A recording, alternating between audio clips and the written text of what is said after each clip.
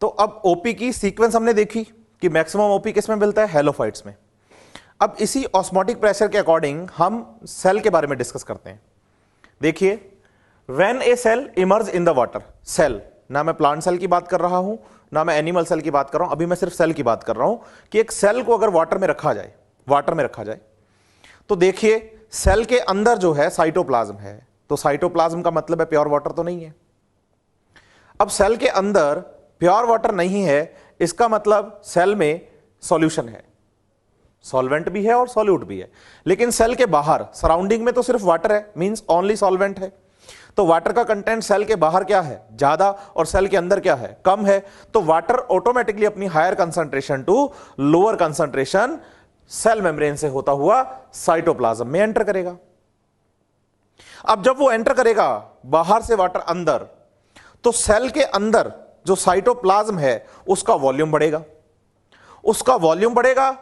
तो वो वॉल्यूम जब अंदर से इंक्रीज होने वाला है तो बाहर की तरफ, मतलब मेम्ब्रेन की तरफ, वो क्या अप्लाई करेगा, एक प्रेशर अप्लाई करेगा। तो देखिए, when a cell emerge in the water enters into the cell due to which cytoplasm or the protoplast apply a pressure to the cell wall। मतलब सेल वॉल बाहर की तरफ है, सेल मेम्ब्रेन साइटोप्लाज्म के बाहर की तरफ है, तो मेम्ब्रेन पहले जो अपना वॉल्यूम बढ़ा है सेल के अंदर, वो लगाएगा मेम्ब्रेन पे प्रेशर और मेम्ब्रेन लगाएगी वॉल पे प्रेशर, इसलिए इन्होंने वॉल लिख दिया है। तो apply a pressure to the cell wall which is called as turgor pressure. मतलब सेल में वाटर की एंट्री की वजह से सेल का वॉल्यूम जब बढ़ता है ना प्रोटोप्लास्ट का, तो वो जो प्रोटोप्लास्ट है वो जब बाहर की तरफ वॉल पर प्रेशर लगाता है तो उस प्रेशर को हम टर्गर प्रेशर के नाम से जानते हैं। चलिए हम इसे एक डायग्राम से समझते हैं। हमारे पास एक सिस्टम है जिसमें बाहर पानी है, वाटर है, और उसमें हमने एक सेल को रखा। ये जो बाहर पानी है वो सेल की कंपेयर में तो हाइपोटोनिक है, मींस यहां वाटर का लेवल हाई है। चलिए, जो येलो कलर में आपको बाउंड्री दिख रही है बेटा, ये सेल वॉल है सेल की, और उसके अंदर की तरफ ये जो ब्लू कलर की बाउंड्री है ये सेल मेम्ब्रेन है, जिसे कि हम प्रोटोप्लास्ट कह रहे हैं। प्रोटोप्लास्ट का मतलब हो गया प्रोटोप्लाज्म प्लस सेल मेम्ब्रेन। अब प्रोटोप्लाज्म में कौन आएगा, साइटोप्लाज्म, और मेम्ब्रेन जो है इन दोनों को मिलाकर हमने प्रोटोप्लास्ट बोल दिया। सही है बात, बिल्कुल सही है। तो वहीं प्लांट सेल के अंदर एक वैक्यूल भी है, लार्ज वैक्यूल, जो कि सेल बायोलॉजी में आपने पढ़ा कि extra water, extra materials, waste materials, extra minerals सबको स्टोर करके रखती है वैक्यूल अपने पास।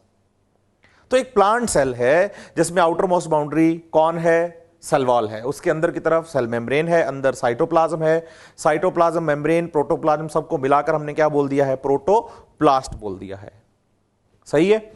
अब मुझे बताइए, पानी का जो लेवल है, मतलब कंटेंट है, जो कंसंट्रेशन है वाटर की कंसंट्रेशन सेल के सराउंडिंग एनवायरनमेंट में ज्यादा है या सेल के अंदर ज्यादा है? तो सर, बच्चे के दिमाग से एक ही बात निकलती है कि सर जो वाटर का कंटेंट है ना वो तो बाहर सराउंडिंग में ज्यादा है, क्योंकि वहां जो सॉल्यूशन है वो हाइपोटोनिक है एज कंपेयर टू सेल।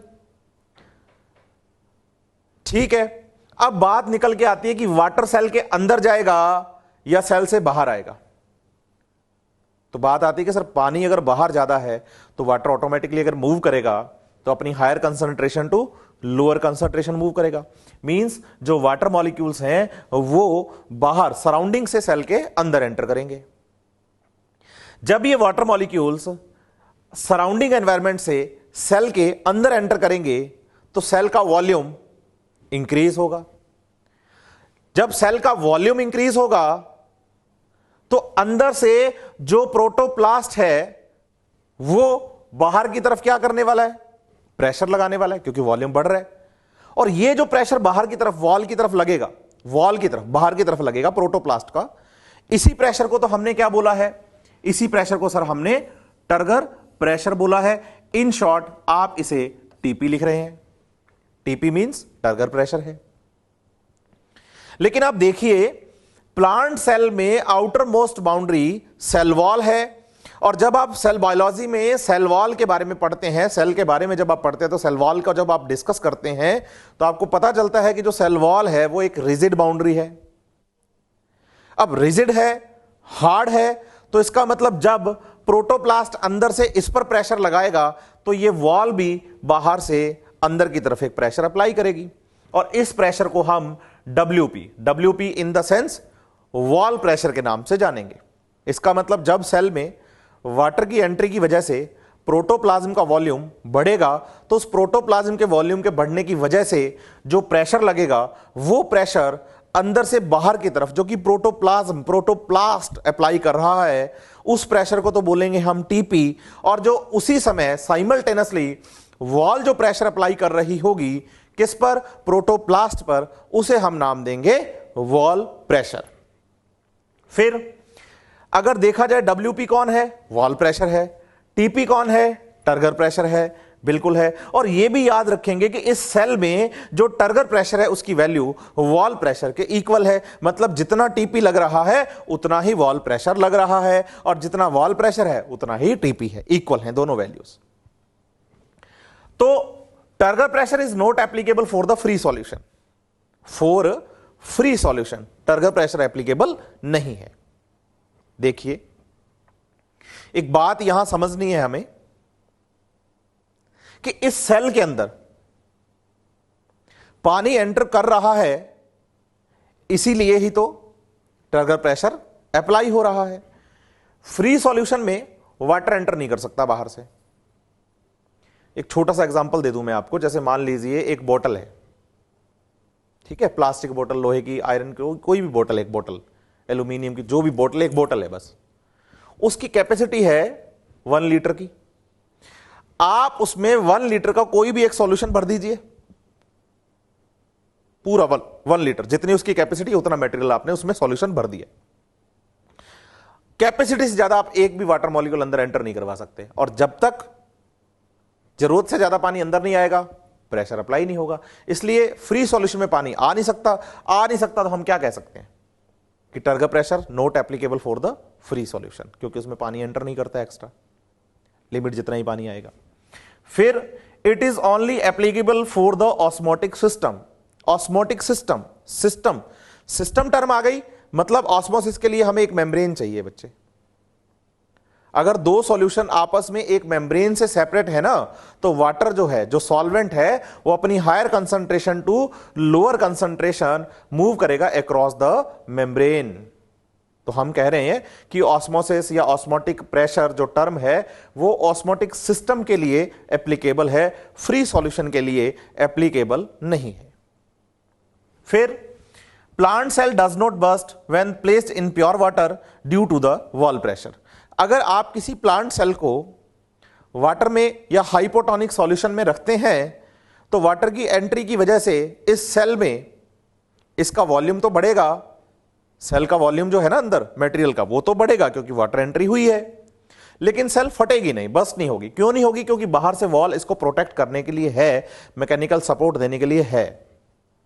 लेकिन इसी जगह पे अगर हम एक एनिमल सेल की बात करें कि मैंने एक एनिमल सेल फॉर एग्जांपल जैसे कि ह्यूमन आरबीसी को एक वाटर ड्रॉप में रखा है, तो पानी जब सेल के अंदर एंटर करेगा ना, तो एनिमल सेल में आउटर मोस्ट बाउंड्री जो है, आउटर मोस्ट बाउंड्री वो सेल मेम्ब्रेन है, प्लाज्मा मेम्ब्रेन है, जो कि इलास्टिक डेलीगेट बाउंड्री है, रिजिड नहीं है, तो वो फैलती जाएगी और एक टाइम के बाद वो फट जाएगी।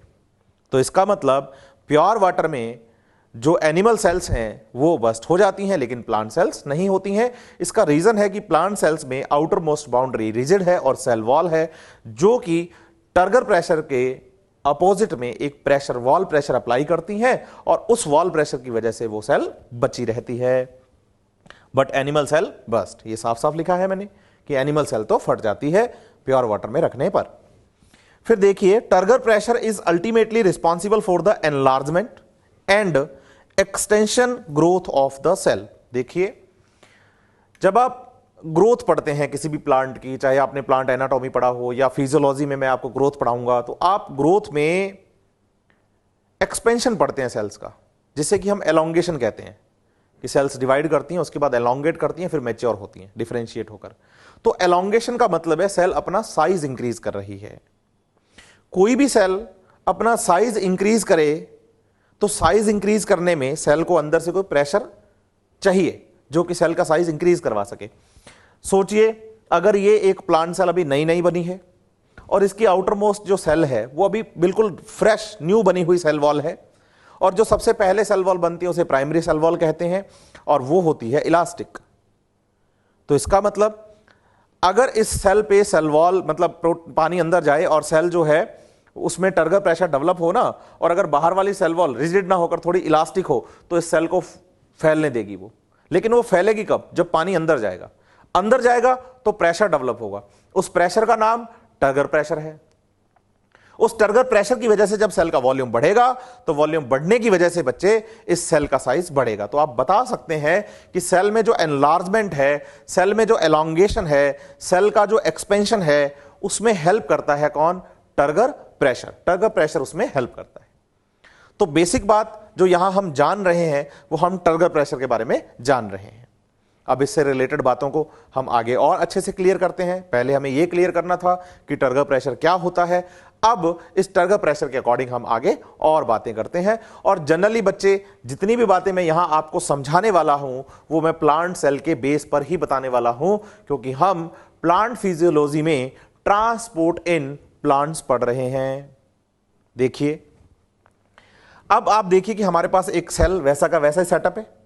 उस सेल को हमने हाइपोटोनिक सॉल्यूशन में रखा हुआ है। हाइपोटोनिक सॉल्यूशन, जब आप सेल को हाइपोटोनिक सॉल्यूशन में रखते हैं तो सेल वॉल और प्रोटोप्लास्ट तो है ही सेल की, तो साइटोप्लाज्म जो अंदर है उसमें वैक्यूल जो साथ में प्रेजेंट है, उन सब में कौन एंटर करेगा? वाटर एंटर करेगा। बोलिए सर, आप ये सीक्वेंस पूरी हमें अभी पढ़ा के आए हैं।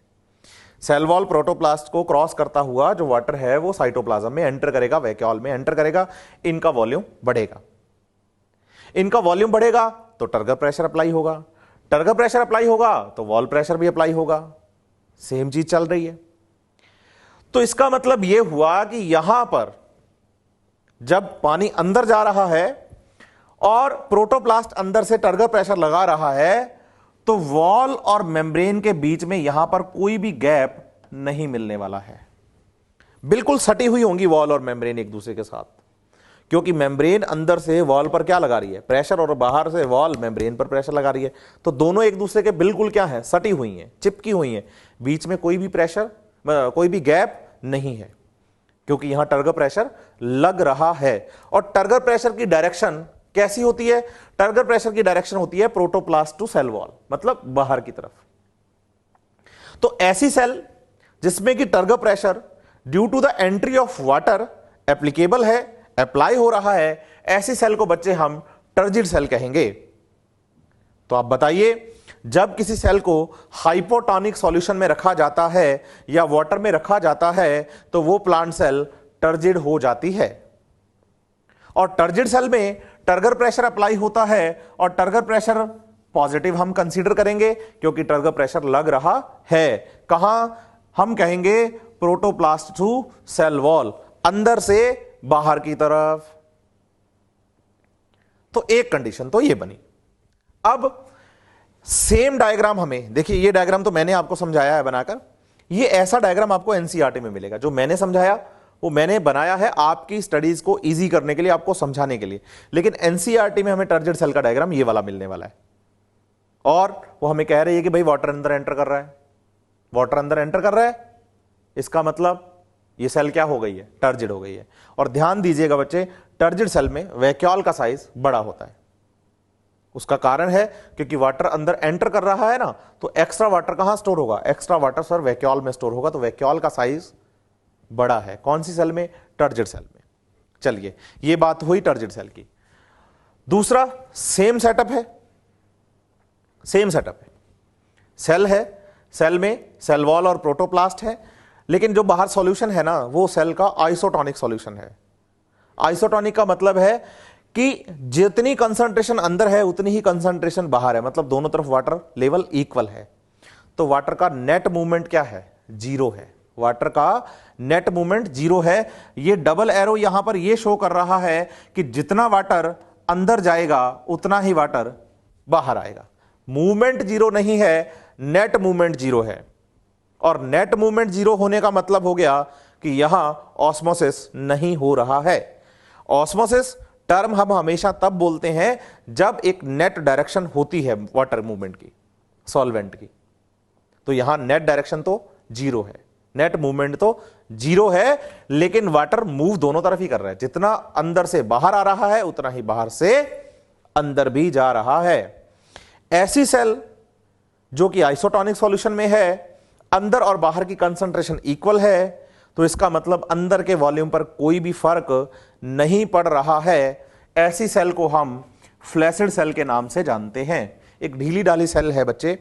ढीली ढाली सेल का मतलब है कि अगर वॉल और मेम्ब्रेन आपस में सटी हुई हैं, इनमें या तो गैप है ही नहीं या बहुत कम है, तो टर्गर प्रेशर एप्लीकेबल नहीं है। यहां प्रोटोप्लास्ट वॉल पर और वॉल प्रोटोप्लास्ट पर प्रेशर नहीं लगा रही है। वॉल प्रोटोप्लास्ट पर प्रेशर तभी लगाएगी जब प्रोटोप्लास्ट वॉल पर प्रेशर लगाएगा। इसका मतलब फ्लैसिड सेल में टर्गर प्रेशर जो होता है उसकी वैल्यू हम जीरो कंसीडर करते हैं। और एक फ्लैसिड सेल कब कंसीडर की जाएगी? जब एक सेल बाहर के सॉल्यूशन के साथ अपनी कंसंट्रेशन को इक्वल कर ले। और इक्वल होने का मतलब वाटर एंट्री जीरो, मतलब नेट मूवमेंट जीरो है। मूवमेंट में जीरो नहीं बोल रहा हूं, आप मेरी बात पर ध्यान दीजिएगा। डबल एरो से मीन यहां यह है कि जितना वाटर अंदर से बाहर आ रहा है उतना ही बाहर से अंदर भी जा रहा है। नेट मूवमेंट जीरो है, मूवमेंट जीरो नहीं है। अगर नेट मूवमेंट जीरो है तो वॉल्यूम में कोई भी चेंज नहीं है, मींस इस सेल को हम फ्लैसिड सेल कंसीडर करने वाले हैं। देखिए, ये तो मैंने समझाया, ऐसा ही डायग्राम आपको एनसीईआरटी के अंदर भी मिलने वाला है। एनसीईआरटी के डायग्राम में भी डबल एरो दिखेगा आपको, ये बात आप ध्यान रखिएगा। और इस सेल को हम फ्लैसिड सेल के नाम से जानेंगे जब डबल एरो है, क्योंकि सॉल्यूशन आइसोटोनिक है। ठीक है, और फ्लैसिड सेल में टीपी की वैल्यू कैसी है? जीरो है सर। चलिए नेक्स्ट, सेम सेटअप है बच्चे हमारे पास। एक सॉल्यूशन इस बार जो हमने लिया है ना, वो हाइपोटोनिक या आइसोटोनिक नहीं, हाइपरटोनिक लिया है। हाइपरटोनिक सॉल्यूशन है। ठीक है, सबसे बाहर सेल की सेल वॉल है, प्रोटोप्लास्ट है, तो क्या होगा? हाइपरटोनिक सॉल्यूशन का मतलब यह हो जाता है कि सॉल्यूशन में सॉल्यूट की कंसंट्रेशन क्या है? ज्यादा है। मतलब हाइपरटोनिक सॉल्यूशन की कंसंट्रेशन सेल के साइटोप्लाज्म की कंसंट्रेशन से ज्यादा है। कंसंट्रेशन ज्यादा होने का मतलब हो जाता है कि वाटर कंटेंट कम है। इसका मतलब वाटर सेल में ज्यादा और सॉल्यूशन में कम है। तो होगा क्या? होगा ये कि जो वाटर मॉलिक्यूल्स है ना बच्चे, वो सेल से बाहर निकलेंगे। सेल से बाहर निकलेंगे किस तरफ? हाइपरटोनिक सॉल्यूशन की तरफ।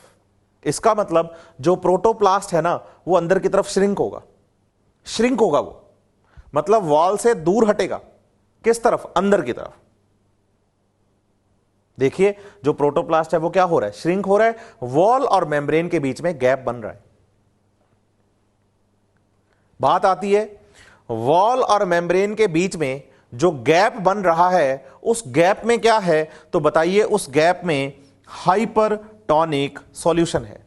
ऐसा इसलिए है बच्चे क्योंकि सेल वॉल जो है, सेल वॉल, जब आप सेल बायोलॉजी पढ़ते हैं ना, या आप पढ़ेंगे, तो आपने बहुत अच्छे से इस चीज को क्लियर किया है कि cell wall dead permeable boundary है। परमिएबल बाउंड्री, और परमिएबल हम पढ़ चुके हैं, जो हर किसी मटेरियल को आने जाने की परमिशन दे दे। इसका मतलब मेम्ब्रेन तो सेलेक्टिवली परमिएबल है। इस मेम्ब्रेन से तो केवल अभी सॉल्वेंट ही निकल पाएगा, सॉल्यूट्स नहीं निकल पाएंगे, लेकिन सेल वॉल से तो सभी निकल पाएगा। इसका मतलब जो मटेरियल बाहर है वही मटेरियल यहां सेल वॉल और सेल मेम्ब्रेन के गैप के बीच में है।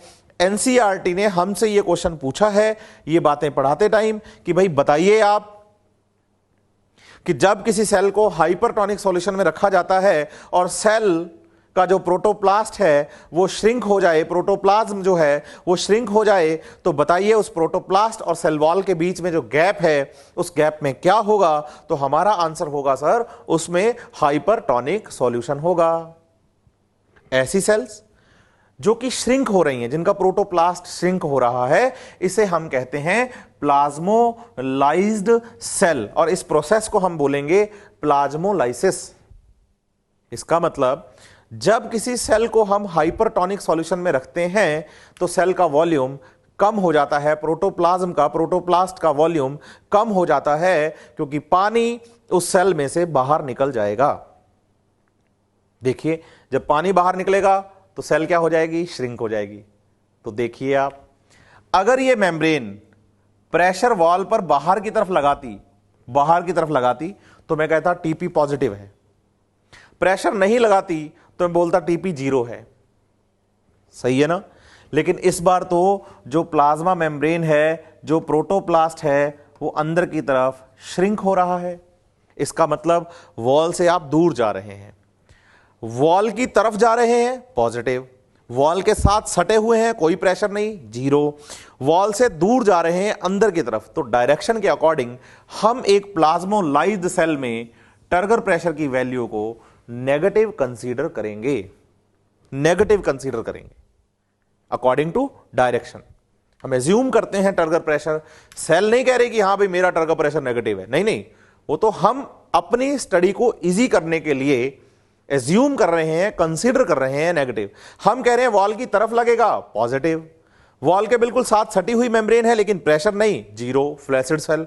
और अगर ये मेम्ब्रेन वॉल से दूर हट गई है, अंदर की तरफ आ गई है, वॉल और मेम्ब्रेन के बीच में गैप बन गया है, तो हम इसे नाम दे रहे हैं प्लाज्मोलाइज्ड सेल, और यहां टर्गर प्रेशर की वैल्यू हम नेगेटिव बताएंगे। अब यहीं पर आप समझिए, एनसीईआरटी ने हमें इसका डायग्राम भी समझाया है, और इसमें आप देख पाएंगे कि जो मेम्ब्रेन और वॉल है ना बच्चे, उस मेम्ब्रेन और वॉल के बीच में आपको गैप्स दिखाए गए हैं। इन गैप्स में आपसे पूछा है एनसीईआरटी ने क्वेश्चन, तो आप बता दीजिएगा कि इन गैप्स में जो कि मेम्ब्रेन और वॉल के बीच में है, यहां होगा हाइपरटोनिक सॉल्यूशन। तो 3 टाइप की सेल्स हुई हमारे पास, एक तो हुई टर्जिड सेल, एक हुई फ्लैसिड सेल, और एक हुई प्लाज्मोलाइज्ड सेल। अब टर्गर प्रेशर टर्जिड सेल में पॉजिटिव है, फ्लैसिड सेल में बिल्कुल 0 है, और प्लाज्मोलाइज्ड सेल में हम इसे नेगेटिव कंसीडर कर रहे हैं। इसी कड़ी में जब हम आगे चलते हैं, देखिए प्लाज्मोलाइसिस हो गया है, सेल में से पानी क्या हो गया है, बाहर निकल गया है। इसका मतलब सेल को जितना वाटर चाहिए था उतना वाटर सेल को नहीं मिल रहा है। सही है बात या नहीं? बिल्कुल सही बात है। तो बताइए बच्चे की जो प्लाज्मोलाइसिस है ना, इसमें अगर कोई सेल लंबे टाइम तक प्लाज्मोलाइज्ड रह जाए, ध्यान देना मैं क्या बोल रहा हूं, अगर कोई सेल लंबे टाइम तक प्लाज्मोलाइज्ड रह जाए तो उस सेल की डेथ हो जाती है, क्योंकि लाइफ के लिए वाटर जरूरी है, मेटाबॉलिज्म के लिए वाटर जरूरी है। प्लांट वाटर रिलेशन में हमने ये बात बोली है कि पानी के बिना जिंदगी पॉसिबल नहीं है, क्योंकि मेटाबॉलिक रिएक्शंस, ट्रांसपोर्ट, बहुत सारी केमिकल रिएक्शन सब साइटोप्लाज्म में चल रही हैं, और साइटोप्लाज्म का मैक्सिमम कंटेंट पानी है। तो अगर किसी सेल में ये पानी की कमी लंबे टाइम तक रह जाए, मींस प्लाज्मोलाइज रह जाए ना सेल, सेल की क्या हो जाती है, डेथ हो जाती है। चलिए इसी कड़ी में आगे चलते हैं बच्चे। मैं आपको बता रहा हूं कि अगर कोई सेल लंबे टाइम तक प्लाज्मोलाइज रह जाए तो सेल की डेथ हो जाती है। इसका मतलब मैं एक प्लाज्मोलाइज सेल को रिवर्स में लेकर जा सकता हूं और फिर से उसे टर्जिड कर सकता हूं। अगर मैं किसी प्लाज्मोलाइसिस प्रोसेस को रिवर्स करके उस सेल को फिर से टर्जिड कर दूं तो मैं उसे डीप्लाज्मोलाइसिस कहता हूं। Reverse of the plasmolysis is known as deplasmolysis. लेकिन मैं ध्यान देना, साथ में यह बात जरूर बोल रहा हूं कि कोई भी सेल लंबे टाइम तक प्लाज्मोलाइज्ड नहीं रहनी चाहिए, अदरवाइज वो डेड हो जाएगी। देखिए अगर कोई सेल प्लाज्मोलाइज हुई है तो हम उसे सडनली थोड़े टाइम बाद डीप्लाज्मोलाइज्ड कर सकते हैं। The process of the plasmolysis is usually reversible. Reversible मतलब हम इसे फिर से टर्जिड बना सकते हैं। When the plasmolysed cells, plasmolysed हो गई है cell, are placed in the hypotonic solution. Hypotonic, देखिए कोई भी सेल प्लाज्मोलाइज्ड हुई कब, जब आप उसे हाइपरटोनिक सॉल्यूशन में रखें तो सेल हो जाती है प्लाज्मोलाइज्ड। लेकिन अगर प्लाज्मोलाइज्ड सेल को उल्टा, मतलब हाइपर में नहीं, हाइपोटोनिक सॉल्यूशन में रखा जाए, हाइपोटोनिक सॉल्यूशन में, तो हाइपोटोनिक सॉल्यूशन में तो पानी सेल की कंपेयर में, वाटर कंटेंट सेल की कंपेयर में ज्यादा होगा, तो water diffuse into the cell, तो पानी जो है वो सेल के अंदर एंटर करेगा, कॉजिंग द साइटोप्लाज्म और the protoplasm to build up a pressure against the wall. और जो अगेंस्ट द वॉल प्रेशर लग रहा है उस प्रेशर को हम टर्गर प्रेशर कहते हैं। तो जहां टर्गर प्रेशर नेगेटिव था वो 0 फिर पॉजिटिव हो जाएगा, इसे हम डीप्लाज्मोलाइसिस कहेंगे। डायग्राम से समझते हैं। हमारे पास एक सेल है बच्चे, वही इसमें येलो कलर की जो सबसे बाहर है वो सेल वॉल है, और ब्लू कलर में सेल मेम्ब्रेन है, अंदर प्रोटोप्लास्ट है, ये पूरा का पूरा प्रोटोप्लाज्म है, बाहर की तरफ सॉल्यूशन है, हाइपरटोनिक सॉल्यूशन है, और ये एक सेल प्लाज्मोलाइज्ड सेल है, क्योंकि यहां मेम्ब्रेन और वॉल के बीच में गैप है, और सॉल्यूशन कौन सा रखा है, हाइपोटोनिक। तो प्लाज्मोलाइज्ड सेल को हमने किस में रखा, हाइपोटोनिक सॉल्यूशन में। इसका मतलब पानी का कंटेंट बाहर क्या है, ज्यादा है, तो पानी सेल के क्या करेगा, अंदर एंटर करेगा। अंदर एंटर करेगा तो ये सेल थोड़ी देर बाद हम देखेंगे कि पानी अंदर आने की वजह से इस हाइपोटोनिक सॉल्यूशन में फिर से क्या हो जाएगी, टर्जिड सेल हो जाएगी। तो इसका मतलब प्लाज्मोलाइट सेल को टर्जिड किया जा सकता है, और यह प्रोसेस एक रिवर्सिबल प्रोसेस है। लेकिन मेरे बच्चे, आपको यहां पर इस बात का खास ध्यान रखना है कि कोई भी सेल लंबे टाइम तक प्लाज्मोलाइज्ड ना रह जाए, उसके मरने से पहले पहले आप उससे भाई डीप्लाज्मोलाइज करवा दें। करवाने का मतलब अगर हो जाए सेल तो फिर प्लांट्स सर्वाइव करेंगे। तो ये कौन सा प्रोसेस हुआ, ये प्रोसेस हुआ बेटा प्लाज्मोलाइसिस, और प्लाज्मोलाइसिस एक रिवर्सिबल प्रोसेस है, और प्लाज्मोलाइसिस के रिवर्स को हम डीप्लाज्मोलाइसिस के नाम से जानते हैं। अब सिग्निफिकेंस क्या है प्लाज्मोलाइसिस के, सबसे पहला, if the plasmolysis continuous for the long duration in the cell then it dies. Long duration में पहले भी आपको क्लियर कर चुका हूं ये बात। To destroy weed salt is used around their roots. मेरे पास एक छोटा सा जमीन का टुकड़ा है, उसमें मुझे मतलब मेरे वांटेड जो भी डिजायरेबल प्लांट्स हैं उनकी मुझे ग्रोथ करवानी है। तो उन प्लांट्स की ग्रोथ करवाने के लिए मैंने जब वहां मैं गया तो मैंने देखा वहां बहुत सारे वीड प्लांट्स हैं। तो मैं चाहता हूं कि जो सॉइल है ना उसका न्यूट्रिशन लेवल भी खत्म ना हो, मतलब बना रहे, और ये जो वीड प्लांट है ये भी डिस्ट्रॉय हो जाए। तो हम क्या करें, तो अब बताइए, सॉल्ट मिनरल्स सॉइल में दे दीजिए, तो सॉइल में सॉल्ट या मिनरल डालने से सॉइल का ओपी बढ़ जाएगा, वो सॉइल उस प्लांट के लिए हाइपरटोनिक हो जाएगी, और जो प्लांट्स की रूट की सेल्स है ना वो प्लाज्मोलाइज हो जाएंगी, और लंबे टाइम तक हम उसको पानी देंगे ही नहीं, तो प्लांट धीरे धीरे मुरझाएंगे, तो मुरझाने के बाद, विल्ट होने के बाद वो मर जाएंगे। और जब वो प्लांट्स डिस्ट्रॉय हो गए हैं तो हम उस जमीन में पानी लगाएंगे, उसे फिर से हाइपोटोनिक करेंगे और अपने डिजायरेबल प्लांट्स को ग्रो करवाएंगे। तो यही तो बोल रहे हैं, to destroy the weeds, weeds मतलब अनडिजायरेबल प्लांट्स हो गए, salt is used around their roots. दूसरा, fishes and the meat are prevented from the spoils by the salting, कि स्पॉइल ना हो हमारा फूड मटेरियल, तो हम उसकी क्या कर देते हैं, सॉल्टिंग कर देते हैं, which inhibit the growth of the bacteria and fungus. Higher concentration of sugar in the jam and jellies stop the growth of the bacteria and fungi. देखिए, जो आप फिशेस और मीट्स के लिए अप्लाई कर रहे हैं कि आपका फूड स्पॉइल ना हो, आप ये प्रिकल्स के लिए, अचार के लिए भी तो कर सकते हैं। खाया होगा आपने अचार, तो अचार खाएं, फिशेस, मीट, या आप बात कर रहे हैं जैम की या जेलीज की, ये सब कंसंट्रेटेड सॉल्यूशंस हैं। जैम और जेली शुगर कंसंट्रेटेड है, मुरब्बा शुगर कंसंट्रेटेड है, अचार सॉल्ट कंसंट्रेटेड सॉल्यूशन है। इसमें एक छोटा सा एग्जांपल है, अगर आप अपने घर पे गाजर की सब्जी बनाओ, गाजर की सब्जी बनाओ, आप उस सब्जी को अभी खाइए, आपको बड़ा टेस्टी लगा कि आज बहुत अच्छी बनी, तो आपने कहा हम शाम को भी खाएंगे, खाइए, और आप उसी सब्जी को बोलिए कि अगले दिन सुबह भी खाऊंगा, तो घर वाले डांट देंगे बस कर, ताजी बना देंगे, खराब हो गई है अभी। लेकिन वहीं पर अगर गाजर का अचार आपने आज बनाया ना, तो आप महीनों तक खाते रहे, तो आपको कोई मना नहीं करता। उसका कारण है, कारण यह है कि अगर सब्जी और अचार को कंपेयर किया जाए ना बच्चे, तो अचार में सॉल्ट की कंसंट्रेशन क्या है, ज्यादा है, तो अचार सब्जी की कंपेयर में क्या है, हाइपरटोनिक।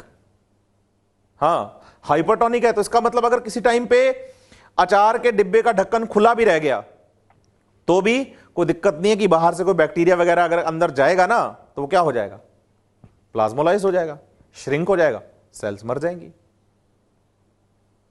इसलिए फूड मटेरियल को स्टोर किया जाता है कंसंट्रेट सॉल्यूशंस में, चाहे वो जैम है, जेलीज हैं, फिश है, मीट है, या मैं बात कर रहा हूं अचार है, कुछ पिकल्स हैं ना। High amount of the chemical fertilisers near the root cause the death of और the burrowing of the plant due to the plasmolysis. देखिए, एक फार्मर से अगर आप बात करें ना, एक किसान से अगर आप बात करें, तो वो इस बात का खास ध्यान रखता है कि जब उसे खेतों में पानी देना होता है ना, वो अपने डिजायरेबल जो सॉल्ट मिनरल्स जो कि बाहर से वो प्रोवाइड करवाता है प्लांट को, चाहे वो नाइट्रोजन है, फास्फोरस है, पोटेशियम है, कुछ भी है, किसान से आप बात करिए, अगर आप उससे ये बोलें कि भाई आप इस प्लांट को सॉरी इस प्लांट को जो सॉल्ट प्रोवाइड करवाएंगे ग्रोथ के लिए भी, एक किसान के पास छोटे से एरिया के अंदर बहुत सारे क्रॉप प्लांट होते हैं और उनकी ग्रोथ उसको अच्छी करवानी होती है ताकि उसका प्रोडक्शन अच्छा हो, उसके लिए वो न्यूट्रिशन बाहर से भी प्रोवाइड करवाता है, जिन्हें हम फर्टिलाइजर्स कहते हैं। तो केमिकल फर्टिलाइजर जब भी कोई फार्मर प्लांट्स को प्रोवाइड करवाता है तो इस बात का वो खास ध्यान रखता है कि जब उसे खेतों में पानी लगाना होता है ना, प्लांट्स के पास पानी लगाने से ठीक पहले या पानी लगाने के ठीक बाद ही वो सॉल्ट देता है।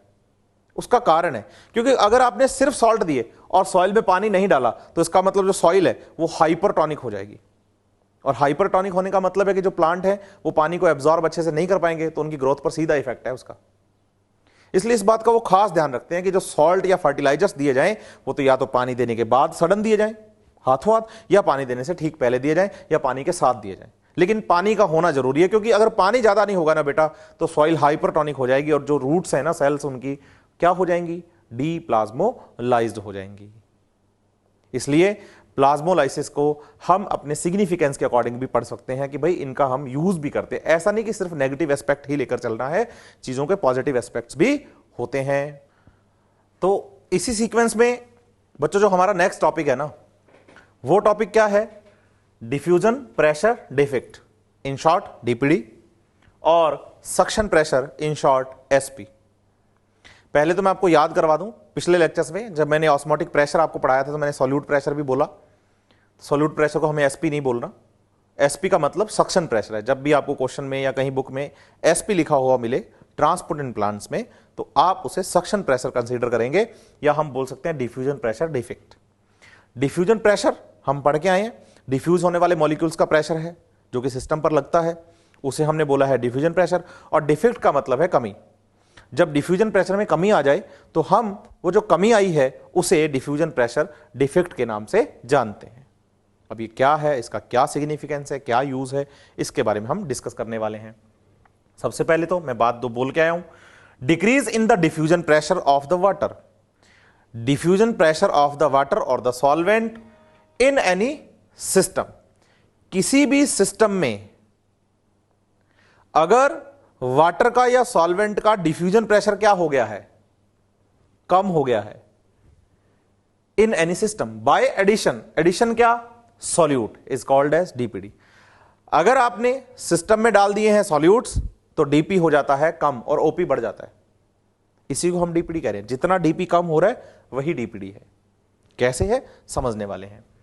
DPD determine the direction of the osmosis, मतलब डीपीडी ही वो टर्म है, वो वैल्यू है जिससे ये डिसाइड होता है कि वाटर कहां से कहां मूव करेगा, कहां से कहां मूव करेगा। And it is the power of the absorption of water.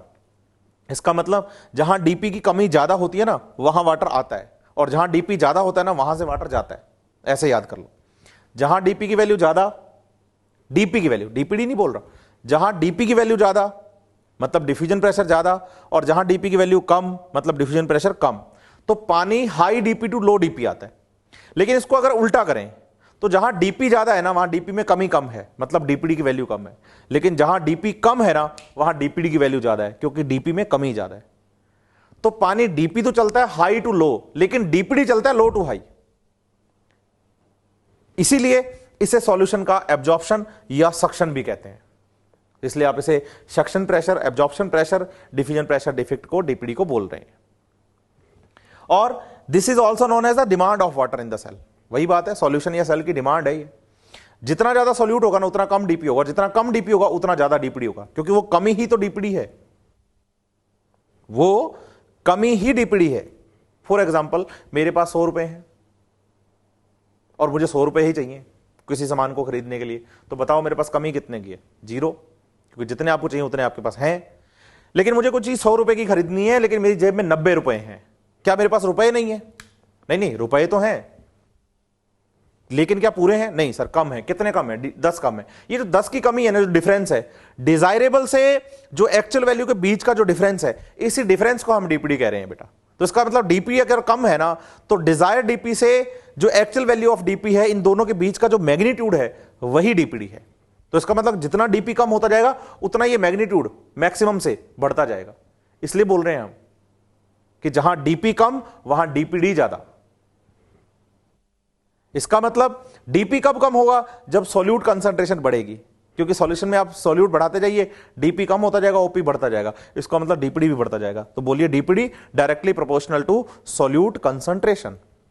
और वाटर मूव करता है low DPD to high DPD, मतलब जहां डीपीडी कम है, जहां डीपीडी कम है वहां सॉल्यूट कम है, इसका मतलब वहां डीपी ज्यादा है। और जहां सॉल्यूट ज्यादा है इसका मतलब वहां डीपी कम है और डीपीडी की वैल्यू ज्यादा है। तो अब बताइए, the diffusion of the water और the solvent takes place from the region of lower DPD to the region of higher DPD during the process of osmosis. चलिए, ये तो थ्योरेटिकल बात थी, इसे और अच्छे से हम डायग्रामेटिक तरीके से पढ़ते हैं बच्चे। आप देखिए, आपके पास दो सिस्टम है, ओपी में मैंने ऐसे समझाया था आपको, दो सिस्टम है, system A and system B, दोनों में ही प्योर वाटर है बेटा, दोनों में ही प्योर वाटर है। प्योर वाटर का डीपी मैक्सिमम है, ओपी जीरो है, क्योंकि ओपी सॉल्यूट की वजह से होता है। अगर ओपी जीरो है तो बोलो डीपीडी भी जीरो है। अगर डिफ्यूजन प्रेशर मैक्सिमम है तो डिफ्यूजन प्रेशर में कमी तो है ही नहीं, कमी तो है ही नहीं, इसका मतलब डीपीडी भी जीरो है। लेकिन जब इस प्योर वाटर में सॉल्यूट मिला दिए जाते हैं, सॉल्यूट मिला दिए जाते हैं, तो ये प्योर वाटर नहीं रहता, सॉल्यूशन हो जाता है। और सॉल्यूशन में डीपी क्या हो जाएगा? कम, और ओपी क्या हो जाएगा? ज्यादा। और ओपी ज्यादा होने का मतलब है कि ऑस्मोटिक प्रेशर ज्यादा हो गया है, क्योंकि ऑस्मोटिक प्रेशर डायरेक्टली प्रोपोर्शनल है किसके? सॉल्यूट कंसंट्रेशन के। लेकिन इसका डीपीडी पर क्या इफेक्ट है सॉल्यूट ऐड करने का? तो बोलिए डीपीडी बढ़ेगा, डीपीडी बढ़ेगा। जितना डीपी कम हुआ ना उतना डीपीडी बढ़ेगा। मान लो डीपी 100 था, एग्जांपल लेके चल रहा हूं, अभी मैंने मिलाए सॉल्यूट, कितने मिलाए? बोलो 40 सॉल्यूट्स मिलाए सर आपने। 40 सॉल्यूट मिलाने का मतलब है डीपी कितना हो गया? 60। डीपी 60 हो गया तो डीपी में मैक्सिमम से कितनी कमी आई है? बोलो 40 कमी आई है सर। 40 कमी आई है तो वो 40 ही तो क्या है? डीपीडी, और 40 ही क्या है? ओपी। तो आप बोलिए, अगर ओपी सॉल्यूट के डायरेक्टली प्रोपोर्शनल है तो डीपीडी भी तो सॉल्यूट के डायरेक्टली प्रोपोर्शनल हुआ ना। तो आप बोलिए डीपीडी और the suction pressure directly proportional to solute concentration. जितना सॉल्यूट बढ़ेगा उतना ओपी बढ़ेगा, जितना सॉल्यूट बढ़ेगा उतना डीपीडी भी बढ़ेगा। इसका मतलब हम कह सकते हैं एक फ्री सॉल्यूशन के लिए जो वैल्यू डीपीडी की है वही वैल्यू ओपी की है। DPD is equals to OP. देखिए, अगर हम इसे और अच्छे तरीके से समझना चाहें डीपीडी को, तो इसे और अच्छे तरीके से समझा जा सकता है। जैसे आप देखिए, मेरे पास प्योर वाटर है, इस प्योर वाटर में यहां डीपीडी की वैल्यू 0 से कहां तक जा रहे हैं? 100 तक। तो पूरा डीपीडी का कितना वैल्यू है? 100, मतलब मैक्सिमम वैल्यू मान के चल रहा हूं मैं प्योर वाटर के लिए।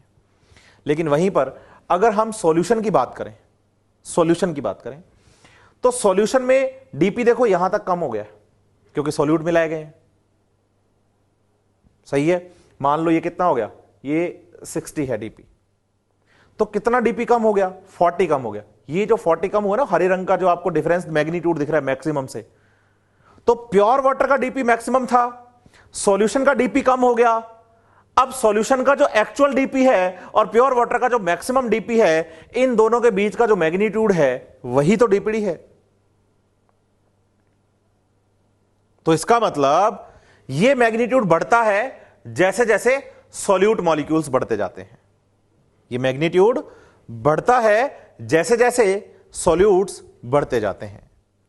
तो इसका मतलब क्या हो गया कि जो डीपीडी है वो directly proportional to solute concentration है, कि जितना ज्यादा सॉल्यूट होगा ना उतना ही मैग्नीट्यूड बढ़ेगा, उतनी ही वाटर की डिमांड बढ़ेगी। तो बताइए, जब ए और बी में बात आए तो बी सिस्टम में हमने सॉल्यूट्स मिलाए, तो बी सिस्टम में सॉल्यूट मिलाने की वजह से बी सिस्टम का डीपी तो हो गया है कम, ओपी हो गया है ज्यादा, डीपीडी हो गया है ज्यादा। और हम तो ये पढ़ के आए हैं कि वाटर का movement low DPD to high DPD होता है। तो वाटर का मूवमेंट हम किसकी वजह से बताते हैं? डीपीडी की वजह से। तो बताइए, ए सिस्टम और बी सिस्टम में से सक्शन प्रेशर, पानी को एब्जॉर्ब करने की जो एबिलिटी है वो किसमें डेवलप हुई? बोलो बी सिस्टम में, क्योंकि पानी को खींचने की, सक करने की, एब्जॉर्ब करने की जो एबिलिटी है ना बेटा, वो कौन है? डीपीडी है। और वो डीपीडी डेवलप कहां हुआ है? वो डीपीडी डेवलप हुआ है सर बी सिस्टम में। देखिए पानी ए से कहां जा रहा है, बी में, और अभी अभी हम पढ़ के आए हैं कि ऑस्मोसिस के टाइम पे जो वाटर का मूवमेंट होता है वो लो डीपीडी, यहां डीपीडी की वैल्यू 0 थी, टू हाई डीपीडी होता है थ्रू द मेम्ब्रेन, और जब मेम्ब्रेन से पानी लो डीपीडी टू हाई डीपीडी की तरफ जाएगा तो बच्चे हम इसे ऑस्मोसिस कहेंगे।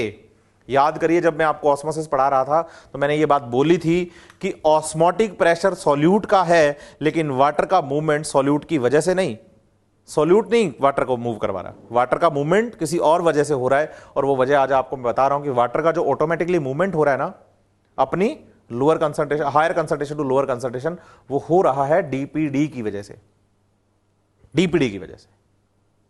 तो वाटर मूवमेंट करता है low DPD to high DPD. बच्चों अभी तक हम बात करके आए हैं डिफ्यूजन प्रेशर डिफेक्ट की डेफिनेशन की, कि डीपीडी वास्तव में है क्या। हमने कहा कि किसी भी सॉल्यूशन में अगर सॉल्यूट कंसंट्रेशन को हम इंक्रीज कर दें तो सॉल्यूट कंसंट्रेशन इंक्रीज होने की वजह से ओपी बढ़ जाता है, साथ में डीपीडी बढ़ता है। डीपीडी डिफ्यूजन प्रेशर में आने वाली कमी जो है वो बढ़ जाती है, जितना सॉल्यूट मिलाते जाएंगे वाटर मॉलिक्यूल्स का उतना ही डीपी कम होता जाएगा, उसी को हमने डीपीडी बोला, उस मैग्नीट्यूड को जो कि मैक्सिमम से कम हो रहा है। फिर हमने ये भी कहा कि सॉल्यूट बढ़ाने पर, सॉल्यूट इंक्रीज किया हमने सॉल्यूशन में, ओपी बढ़ रहा है तो डीपीडी भी बढ़ रहा है, तो DPD and OP both are directly proportional to solute concentration. So जो वैल्यू सॉल्यूशन के अंदर डीपीडी की है वही वैल्यू सॉल्यूशन के अंदर ओपी की है। अब फ्री सॉल्यूशन पर टर्गर प्रेशर एप्लीकेबल नहीं है, यह बात हम बोलकर आए हैं, पहले समझ के भी आए हैं, क्योंकि फ्री सॉल्यूशन में हम एक्स्ट्रा वाटर ऐड नहीं कर सकते। तो फ्री सॉल्यूशन के लिए टर्गर प्रेशर टर्म जो है वो हमने कहा कि एप्लीकेबल नहीं है, लेकिन टर्गर प्रेशर जो है टीपी वो सेल के लिए तो एप्लीकेबल है। तो अगर हम डीपीडी और ओपी और टीपी का रिलेशन एक प्लांट सेल के लिए, एक सेल के लिए डिस्कस करते हैं तो हमारे पास फॉर्मूला आता है DPD is equal to OP, तो है ही, लेकिन जब आप एक सेल के लिए इन तीनों का रिलेशन देखेंगे तो हम फॉर्मूला पढ़ेंगे DPD is equals to OP minus TP. यहां डीपीडी वाटर की डिमांड है, ओपी ऑस्मोटिक प्रेशर है और टीपी टर्गर प्रेशर है। बात आती है कि फॉर्मूला ऐसे कैसे आया, तो देखिए हमारे पास एक सॉल्यूशन है, इस सॉल्यूशन में हम बात करें तो सॉल्यूशन कौन सा है, तो हाइपोटोनिक सॉल्यूशन है। हाइपोटोनिक सॉल्यूशन के अंदर एक सेल को रखा हमने, सेल, सेल मतलब क्या है, सेल के अंदर साइटोप्लाज्म है और साइटोप्लाज्म में सॉल्यूशन है, ना कि प्योर वाटर है। अब सेल के अंदर सॉल्यूशन है, सेल की कंपेयर में बाहर वाला सॉल्यूशन हाइपोटोनिक है, तो देखा जाए तो सेल के अंदर डीपी कम होगा क्योंकि पानी कम होगा अंदर, पानी बाहर ज्यादा है, इसलिए सेल की कंपेयर में बाहर का सॉल्यूशन हाइपोटोनिक है। ओपी ज्यादा होगा सेल का, क्योंकि सेल के अंदर कंसंट्रेशन ज्यादा है, वाटर कम है, मीन सॉल्यूट कंसंट्रेशन ज्यादा है। सॉल्यूट ज्यादा तो ओपी ज्यादा, ओपी ज्यादा तो डीपीडी भी ज्यादा, क्योंकि DPD is equal to OP तो हम बोलते ही। अब सेल में पानी ज्यादा है या कम है, तो हम कहते हैं सेल में पानी कम है, पानी कम है इसलिए तो डीपी कम है, इसलिए पानी कम है तो सेल का टर्गर प्रेशर भी कम है, क्योंकि टर्गर प्रेशर वाटर एंट्री से इंक्रीज होता है। तो जब आप एक प्लांट सेल को उस सेल से कंपेयर करते हुए सॉल्यूशन हाइपोटोनिक सॉल्यूशन में प्लेस करते हैं तो पानी सेल के अंदर एंटर करता है। जब ये पानी सेल के अंदर एंटर करेगा तो क्या चेंजेस आएंगे, डीपी बढ़ेगा क्योंकि वाटर मॉलिक्यूल्स की कॉन्सेंट्रेशन बढ़ेगी, बाहर से पानी सेल के अंदर एंटर करेगा तो डीपी की वैल्यू क्या हो रही है, इंक्रीज हो रही है। डीपी इंक्रीज हो रहा है, ओपी कम हो रहा है, ओपी कम तो डीपीडी कम, क्योंकि जो डिमांड बढ़ रही थी वो डिमांड हम फुलफिल करते जा रहे हैं तो डिमांड कम होती जा रही है, क्योंकि डीपीडी को हमने वाटर रिक्वायरमेंट या वाटर की डिमांड भी बोला है सेल के लिए, कि वो सक्शन प्रेशर है जिसकी वजह से आसपास के सॉल्यूशन से सेल वाटर जो होती है उसको सक करती है, सक्शन प्रेशर बोला हमने इसको। तो डीपीडी की वैल्यू कम हो रही है। लेकिन जब पानी का कंटेंट सेल में बढ़ेगा तो सेल का प्रोटोप्लाज्म जो है उसका वॉल्यूम बढ़ेगा, तो वो वॉल्यूम बाहर की तरफ प्रेशर अप्लाई करेगा, उस प्रेशर को हमने क्या बोला, टीपी। तो वाटर जब सेल के अंदर एंटर कर रहा है तो वाटर एंटर करते टाइम टीपी की वैल्यू इंक्रीज हो रही है। इसका मतलब सीधा सा ये है कि अगर डीपीडी और टीपी का रिलेशनशिप देखा जाए, जब डीपीडी की वैल्यू ज्यादा होती है तो टीपी कम होता है। डीपीडी की वैल्यू ज्यादा है, इसका मतलब वाटर की डिमांड ज्यादा है, इसका मतलब सेल में पानी कम है, पानी कम है तो टीपी कम है, क्योंकि टर्गर प्रेशर हमेशा तब लगता है जब सेल का वॉल्यूम बढ़े। लेकिन जैसे ही हम इस सेल को एक हाइपोटोनिक सॉल्यूशन में रखेंगे, तो हाइपोटोनिक सॉल्यूशन में रखने के बाद वाटर एंटर करेगा सेल में, तो सेल का जो वॉल्यूम है वो इंक्रीज होगा, और इंक्रीज होता हुआ वॉल्यूम अप्लाई करेगा प्रेशर बाहर की तरफ वॉल पर, जिसको हमने टीपी बोला। इसका मतलब जैसे वाटर एंट्री सेल के अंदर होने वाली है तो डीपीडी की वैल्यू तो होती जाएगी कम और टीपी की वैल्यू बढ़ती जाएगी। तो अगर देखा जाए तो ये दोनों एक दूसरे के लिए ऑपोजिट चल रहे हैं, और मैथमेटिक्स तो सीधे कह रही है कि ऑपोजिट डायरेक्शन शो करने के लिए आप माइनस साइन लगाइए। इसलिए हमने यहां क्या किया है, डीपीडी की वैल्यू ओपी के इक्वल है, लेकिन वो उतनी कम हो जाएगी जितना टीपी बढ़ जाएगा। अब आपको मैं बताऊं, हम पहले भी ये बात कर चुके हैं कि हमारे पास सेल्स जो हैं वो तीन टाइप की हो गई। एक तो टर्जिड सेल थी, टर्जिड सेल, एक फ्लैसिड जब हमने आइसोटोनिक सॉल्यूशन में रखा सेल को, और एक हमने कहा था प्लाज्मोलाइज्ड। देखिए, जब आप टर्जिड सेल की बात करते हैं तो टर्जिड सेल में भी आपको दो टाइप की टर्जिड सेल याद रखनी है, एक तो फुली टर्जिड, एक partially turgid. Fully turgid and partially turgid. देखिए, एक सेल जो कि आइसोटोनिक सॉल्यूशन में है वो फ्लैसिड सेल है, जहां टीपी की वैल्यू 0 है। लेकिन अगर उस सेल को एक हाइपोटोनिक सॉल्यूशन में रखा जाए तो वाटर अंदर एंटर करेगा, तो टीपी की वैल्यू 0 से प्लस में जाएगी, +1 +2 +3 +4 +5। मान लेते हैं कि एक प्लांट सेल, एग्जांपल ले रहा हूं, जब फुली टर्जिड हो रही है तो उसमें टीपी की वैल्यू +5 आ रही है। तो +5 जब टीपी की वैल्यू हो जाएगी तो वो सेल फुली टर्जिड होगी। लेकिन साथ ही साथ आप यह भी समझिए कि अगर मैंने किसी सेल को हाइपोटोनिक सॉल्यूशन में रखा, उसी सेल को रखा, लेकिन उसके टीपी की वैल्यू +3 है, मतलब 0 से तो ज्यादा है, मतलब फ्लैसिड से तो ज्यादा टीपी है, लेकिन फुली टर्जिड से वो कम है। इसका मतलब पानी सेल में जरूरत से ज्यादा है, लेकिन अभी और आ सकता है, क्योंकि सेल टर्जिड तभी होती है जब पानी सेल के अंदर क्या हो, जरूरत से ज्यादा हो। तो पानी सेल के अंदर जरूरत से ज्यादा है, लेकिन अभी और आ सकता है, क्योंकि मैं एग्जांपल जिस सेल का ले रहा हूं उसका मैं बता रहा हूं कि फुली टर्जिड जो प्रेशर फुली टर्जिड सेल का आएगा वो 5 आएगा, लेकिन अभी कितना है, 3 है। तो 0 से तो ज्यादा है लेकिन 5 से कम है। तो ऐसी सेल को हम क्या बोलेंगे, ऐसी सेल को हम पार्शियली टर्जिड सेल कहेंगे। इसका मतलब एक पार्शियली टर्जिड सेल में हमें डीपीडी भी मिलेगा, क्योंकि अभी +2 की वैल्यू बाकी है, 5 हो सकती है मैक्सिमम, लेकिन 3 है अभी वैल्यू उसकी टीपी की। इसका मतलब पानी अभी और आ सकता है, इसका मतलब सेल की डिमांड कुछ ना कुछ है। तो वहां हम बोलेंगे कि हमें तीनों वैल्यूज मिलेंगी, डीपीडी मिलेगा, ओपी मिलेगा, टीपी भी मिलेगा, क्योंकि टीपी भी प्लस में है। इसलिए ये जो फॉर्मूला हम पढ़ते हैं डीपीडी = ओपी - टीपी, जिसमें कि हमें तीनों वैल्यूज मिले, हम उस सेल के लिए पढ़ेंगे, और ये तीनों वैल्यूज हमें मिलेंगी पार्शियली टर्जिड सेल में। फुली टर्जिड सेल वो होती है जिसमें फुल पानी आ गया है, अब वाटर मॉलिक्यूल सिंगल एंटर नहीं कर पाएगा, उसके अंदर एक सिंगल वाटर मॉलिक्यूल एंटर नहीं कर पाएगा, उसे हम कहेंगे फुली टर्जिड सेल। लेकिन अभी सेल टर्जिड है और पानी और आ सकता है, ऐसी सेल के बारे में हम बोलेंगे पार्शियली टर्जिड सेल। तो यह फॉर्मूला एक पार्शियली टर्जिड सेल पर अप्लाई हो रहा है। अब हम आगे चले तो अब सबसे पहले हम पार्शियल टर्जिड के बाद, ये फॉर्मूला तो हमने पढ़ लिया, डीपीडी = ओपी - टीपी। अब हम बात करें एक फुली टर्जिड सेल की, कि फुली टर्जिड सेल के लिए फॉर्मूला कैसे आएगा। तो देखिए, जब आप फुली टर्जिड सेल की बात करें तो आप बताइए, when a cell is placed in the pure water और hypotonic solution, then cell sap, मतलब सेल सैप जो है उसमें क्या होगा, वाटर एंटर करेगा, enters into the cell, so turgor pressure is developed in the cell. इसका मतलब जब आपने एक सेल को रखा है प्योर वाटर में या हाइपोटोनिक सॉल्यूशन में, तो वाटर या हाइपोटोनिक सॉल्यूशन में रखने पर सेल के अंदर वाटर एंटर करेगा, एंटर करने की वजह से टर्गर प्रेशर जो है बेटा वो उसमें डेवलप हो जाएगा। अब जैसे जैसे पानी अंदर आता जा रहा है, सेल में टर्गर प्रेशर बढ़ता जा रहा है, एक टाइम आया कि सेल ने कहा बस इससे ज्यादा वाटर नहीं जा सकता, उस सेल को हम क्या नाम दे देंगे? Fully turgid cell. फिर द सेल स्टार्ट स्वेलिंग, मतलब फैलना स्टार्ट करेगी, पानी अंदर जा रहा है तो अंदर से टर्गर प्रेशर लगना स्टार्ट होगा। Swelling due to the turgor pressure लगेगा, लेकिन simultaneously concentration of the cell sap decreases. क्योंकि कंसंट्रेशन हम जो बताते हैं बच्चे, कंसंट्रेशन हम बताते हैं किसकी वजह से? सॉल्यूट के मॉलिक्यूल्स की वजह से।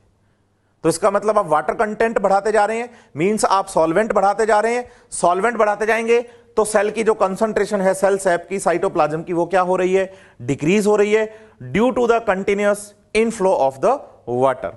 तो फिर therefore OP decrease but TP increase. DP OP क्या होगा? यहां पर बढ़ेगा, टीपी क्या होगा? इंक्रीज होगा। डीपीडी भी बढ़ेगा, कम होगा, और डीपी बढ़ेगा, डीपीडी यहां क्या हो जाएगा? कम हो जाएगा, क्योंकि डिमांड सेल की क्या हो रही है? कम। डीपी बढ़ेगा, डिफ्यूजन प्रेशर बढ़ेगा, लेकिन डीपीडी डिफ्यूजन प्रेशर डिफेक्ट जो कि वाटर की डिमांड है वो कम होती जाएगी।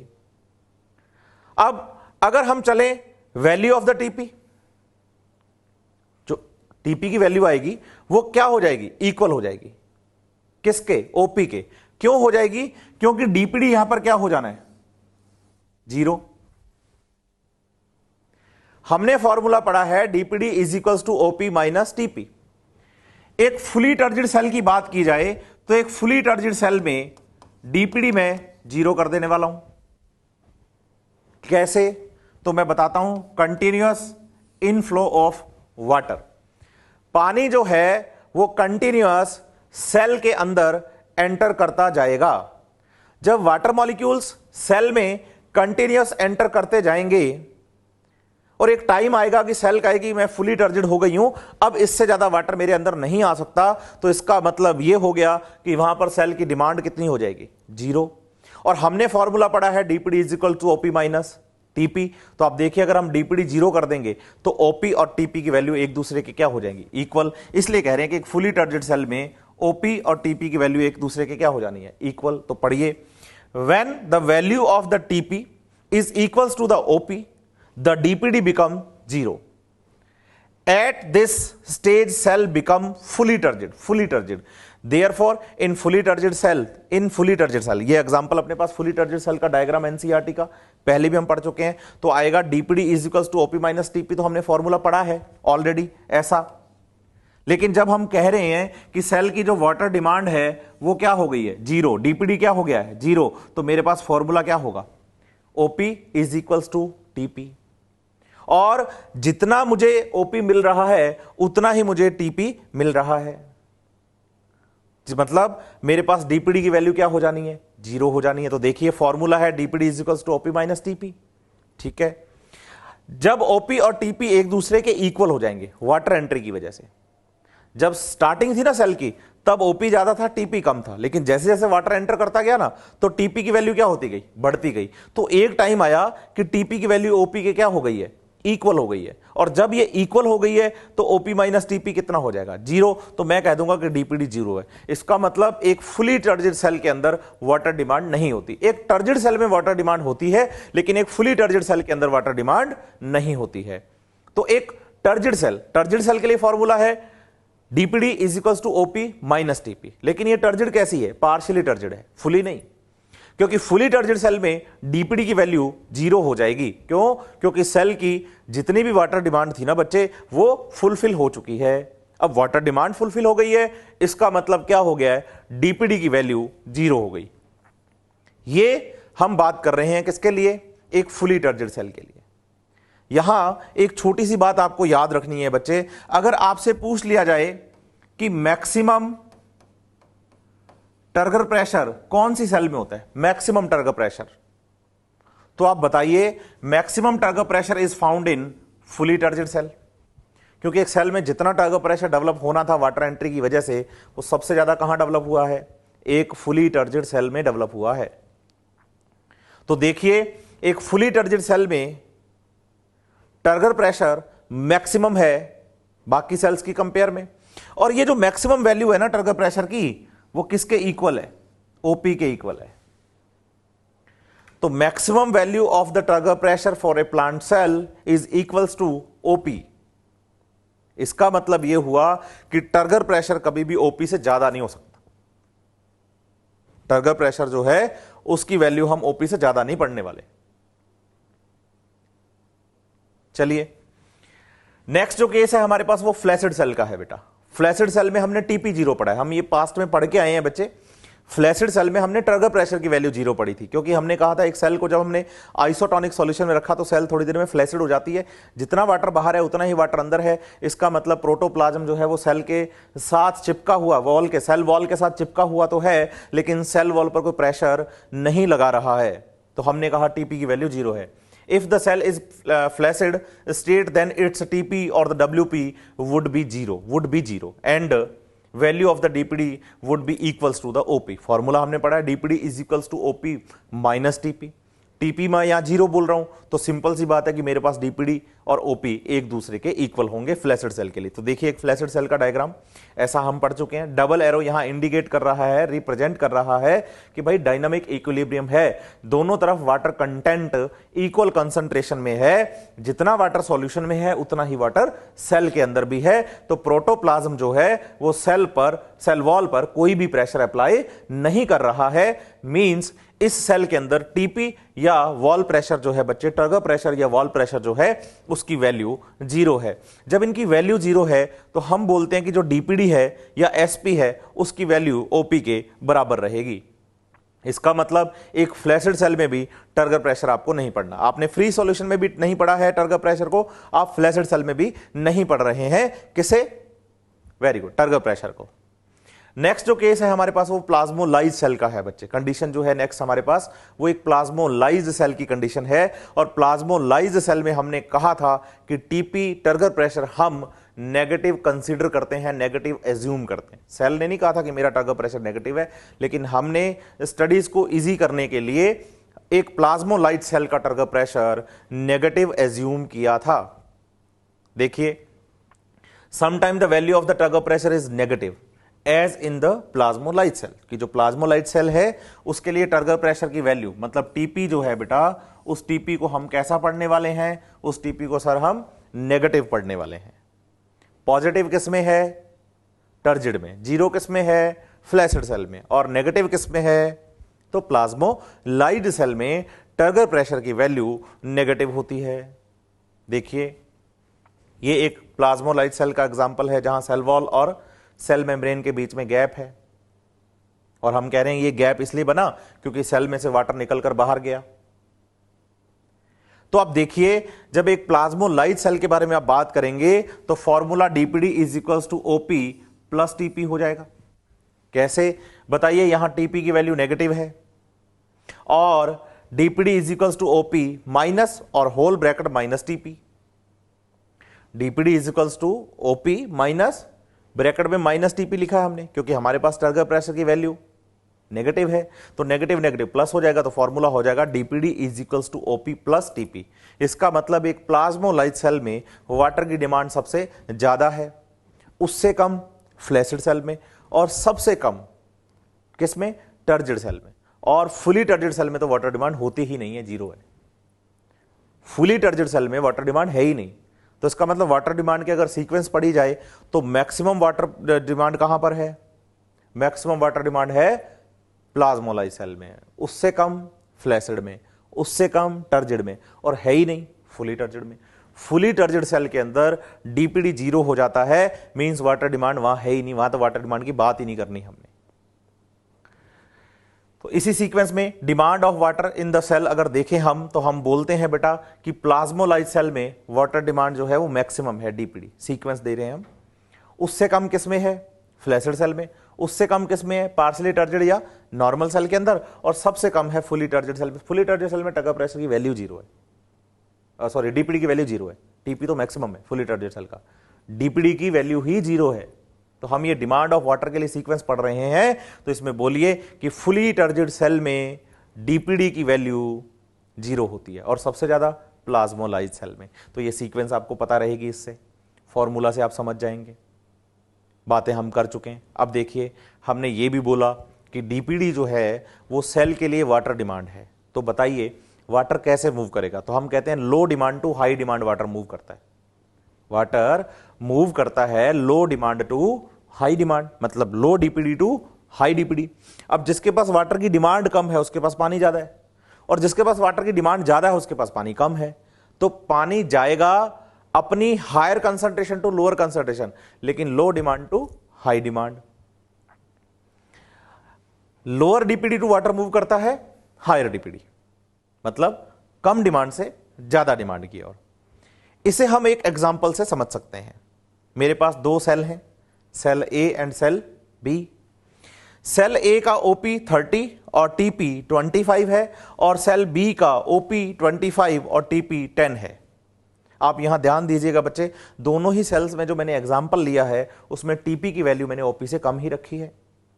इसका कारण मैं आपको बता चुका हूं कि टीपी की वैल्यू हम सेल के लिए जनरली हम मतलब मोस्टली हमें ओपी से ज्यादा नहीं पढ़नी, क्योंकि maximum value of the TP is equals to the OP. अगर दोनों ही सेल के लिए डीपीडी की वैल्यू निकालो तो सेल ए के लिए वही हो जाएगा DPD is equal to OP minus TP. तो OP is 30, TP is 25, then DPD is 5। Next अगर हम देखें बी सेल के लिए तो ओपी 25 है, टीपी 10 है, देन डीपीडी इज 15। अब बताइए मुझे डीपीडी की डिमांड जो वैल्यू है वो सेल ए में ज्यादा है या बी में? तो सब सेल बी में ज्यादा है, वहां 15 है या 5 है। तो वाटर की डिमांड ज्यादा कहां है? तो वाटर की ज्यादा डिमांड सेल बी में है, और water cell A to cell B enter करेगा, अपनी लो डिमांड से हाई डिमांड की ओर जाएगा। कौन? वाटर। तो वाटर का मूवमेंट डीपीडी की वजह से है, डीपीडी की वजह से। तो चलिए, ये हमने बातें की हैं किसके बारे में? डीपीडी के बारे में।